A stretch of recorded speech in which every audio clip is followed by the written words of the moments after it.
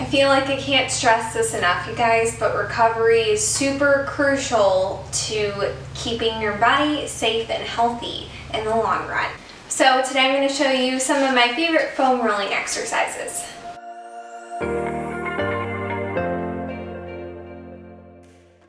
Okay, so I try to scan either from the top down or the bottom up on the body. So one of my favorite is calf rolling. So what I do is I put one leg on the bottom, the other on top, so I can apply more pressure, and then slowly I roll up and down the calf muscles. So I'll usually do it several times, nice and slow on one side, and then I switch it over and do the other. But that's a muscle that gets really tight without you noticing it. Next, I see a lot of people roll out the hamstrings. I don't personally feel it's super beneficial. I would prefer to use something like a lacrosse ball on top of a plyometric box or something of that sort. So I skip ahead and work on the glutes. So there's a couple ways you can do this. You just take a seat on top and then kind of roll through the glute max, so the full part of the butt cheek, or the glute medius, which is the side. Or what I like to do is cross one leg over the other, and then I roll. So that way it's activating the muscle a little bit by stretching it, and then that way you can get a little bit deeper into the tissue. So again, nice and slow, one side and then the other. And then I make my way to the back, which usually is where I have the most muscle tension. I focus mostly on the upper back, the trap muscles, which are around the shoulder blades. So again, I kind of find a sticky spot, and then what I'll do is I'll hold it and apply pressure for about 20 seconds, and then I keep, just like all the other muscle groups, nice and easy, rolling all the way down and then all the way back up. And then once I've done one side, I kind of shift my weight over, do the other. And then probably my favorite for the back, which a lot of people don't even realize you can do, is to roll the lat.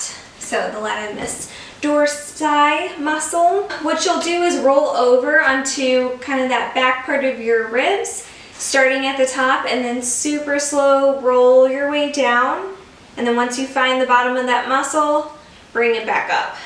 So it's not a huge range of motion, but you'll feel it once you get there. It's a really good one to do before and after your back day if you're doing lat pull downs or shoulder presses.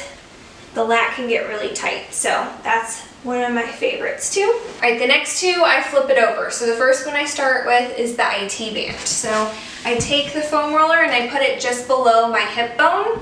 I take one leg over top for balance and support, and then what I'm going to be focusing on is that bottom leg. So I come down into my elbow, and then I start just below the hip bone, and then nice and easy make my way all the way down towards the knee joint. Not on the joint, just above. And then once I get there, nice and easy, I roll it all the way back up. And then the last one, which is such a great one, especially after leg day, are the quads. So pretty self-explanatory. You just prop up onto your thighs on the foam roller, starting at the top, just below the hips, and then super slow roll your way down towards the knees, and then stop before you get there. What I also like to do is kind of shift my hips so that I'm a little bit on the outside of one leg and then rolling the inner thigh of the other, because those are different muscle groups. So the quads are made up of several muscles, so it's good to kind of change your angle, switch it up so you get all sides. Alright guys, thanks so much for watching. I hope you found this vlog helpful. If you want to see more like this one, then be sure to subscribe to my channel, Aubrey Sawyer, or hop on over to sweatwithsawyer.com. The link is in the bio so you can see all the blog posts about topics just like this.